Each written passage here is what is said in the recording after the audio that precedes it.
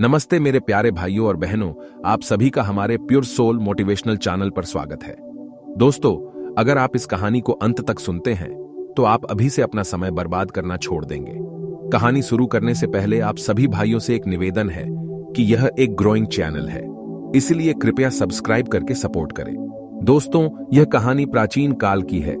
एक बार एक राजा जिसको अपने दान देने पर बहुत घमंड था और वह खुद को सबसे बड़ा दानी मानता था। राजा जितना दान देता उतना ही उसका प्रचार करता और वह जब भी किसी से मिलता या उसके राज्य में कोई अतिथि आता तो उसको अपने दान की बहुत बड़ी बड़ी कहानियां सुनाया करता और खुद ही यह भी घोषित कर दिया करता कि इस पृथ्वी लोक पर वही है जो सबसे बड़ा दानी है। एक बार उनके राज्य में एक महान संत आए और कुछ दिन पूरे राज्य का भ्रमण करने के बाद वह राजा से मिलने पहुंच गए। राजा ने उनको ढेर सारा दान देने की कोशिश की, पर उन्होंने यह कहकर मना कर दिया कि वह दान में केवल अन्न ग्रहण करते हैं, वह भी एक दिन का।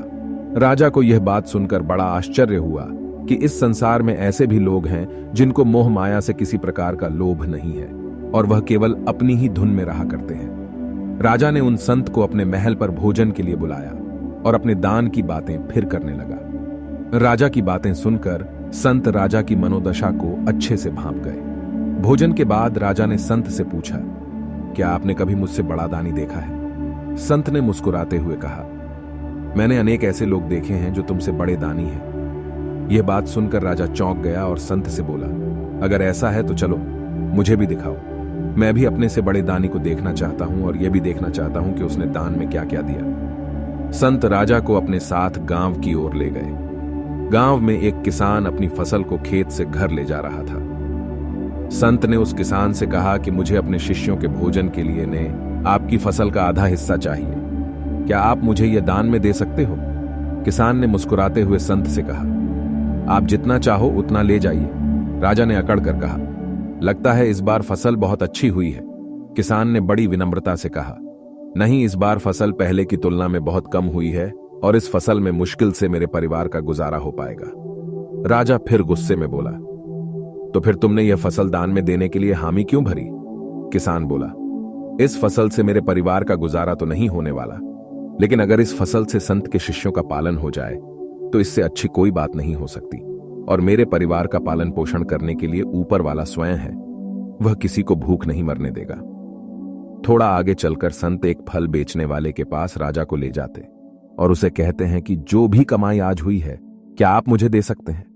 इसको मैं धार्मिक काम में लगा दूंगा और आपके सारे परिवार का कल्याण होगा। फल वाला मुस्कुराते हुए बात मान जाता है और कहता है, अगर आपको कुछ और पैसों की जरूरत है तो मैं घर जाकर ले आता, मेरा घर पास में ही है। राजा उस फल वाले से कहता है, तुमको बहुत मुनाफा हो रहा है, तभी तो तुम इतना मोटा पैसा दान में दे रहे हो।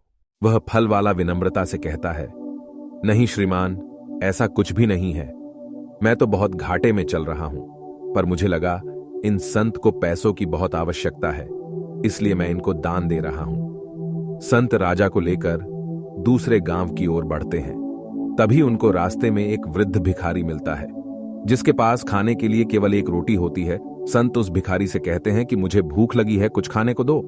वह भिखारी अपनी आधी रोटी तोड़कर संत को दे देता है और कहता है, मेरे पास बस इतना ही है। संत कहते हैं, पर मेरा इतने से काम नहीं चलेगा। भिखारी अपना बचा हुआ रोटी का हिस्सा भी संत को दे देता है और संत से हाथ जोड़कर कहता है, महाराज, इससे ज्यादा मैं आपके लिए कुछ नहीं कर सकता, मुझे क्षमा कीजिए।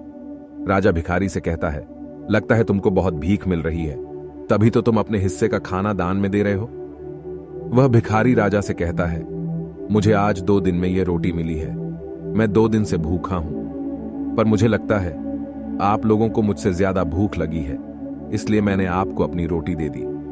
मुझे तो भूखे रहने की आदत है, पर शायद आप लोगों को आदत ना हो। संत राजा से कहते हैं, देखा तुमने तुमसे बड़े कितने दानी हैं। राजा आश्चर्य से कहता है, पर अभी तक तो मुझे कोई बड़ा दानी नहीं दिखाई दिया। आपने बस एक किसान दिखाया है जिसने थोड़ा सा अनाज दान दिया, एक फल वाला दिखाया जिसने बहुत कम पैसे दिए, और एक भिखारी जिसने एक रोटी दान दी। इससे ज्यादा तो मेरे सैनिक दान में दे देते हैं। संत ने मुस्कुराकर कहा, महाराज, आप अभी मेरी बात नहीं समझ रहे हैं। आप जो दान देते हैं वह दूसरों की कमाई का हिस्सा है, पर जो किसान ने दान दिया है वह अनाज उसने स्वयं उगाया और उसके पास जितना भी अनाज था उसमें से आधा हिस्सा उसने मुझे दान दिया। क्या तुमने कभी अपनी विरासत का आधा हिस्सा दान में दिया है? वह फल वाला जिसने अपने सारे पैसे दान में देने का निर्णय किया था, वह भी उसकी मेहनत की कमाई थी। क्या तुमने अपनी सारी दौलत कभी दान में दी है? क्या तुमने कभी अपना सारा भोजन दान में दिया और खुद भूखे रहे? संत की यह बातें सुनकर राजा का घमंड टूट गया। राजा को वह सच्चाई दिखाई दी जो अब तक उसने नहीं देखी थी। उसको यह लगता था वही सबसे बड़ा दानी है, पर आज संत ने जितने भी लोग उसको दिखाएं, वह सब उससे बड़े दानी थे, क्योंकि राजा ने ना कभी मेहनत की थी और ना ही कभी अपने हिस्से की सारी दौलत दान में दी थी। पूर्वजों से जो उसको मिला और राज्य की लगान से जो कर आता था, उसका एक हिस्सा राजा दान में देता था और स्वयं को सबसे बड़ा दानी समझता था। दोस्तों, इस कहानी से हमें यह शिक्षा मिलती है कि हमें कभी भी किसी बात पर घमंड नहीं करना चाहिए। अगर हम कुछ दान दे रहे हैं या अपनी पूंजी का कुछ हिस्सा भले कार्य में लगा रहे हैं, तो हमें उसका ढिंढोरा पीटकर लोगों को नहीं बताना चाहिए। एक पुरानी कहावत में कहा गया है, असल दान वही है जो एक हाथ से देने पर दूसरे हाथ को पता ना लगे। धन्यवाद।